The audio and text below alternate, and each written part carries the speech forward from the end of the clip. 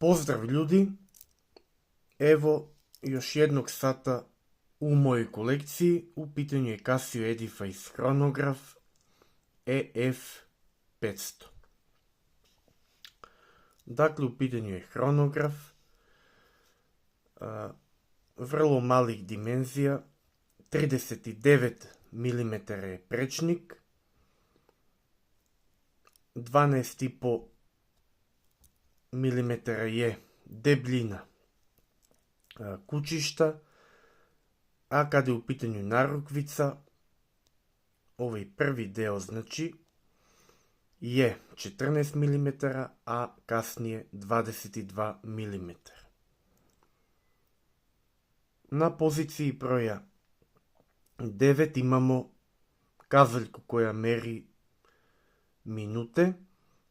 Na poziciji broja 3 se nalazi 24-časovni indikator, a na poziciji broja 6 je sekundar. Imamo znači datum.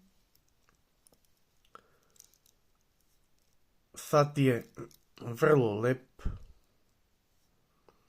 i vrlo kvalitetan. Znači ovo je stari sat. Sa Casio satovima nikada nećete pogrešiti, tako da uvek dobijate dobar sat za novac. Znači vidite kako se aktivira hronograf.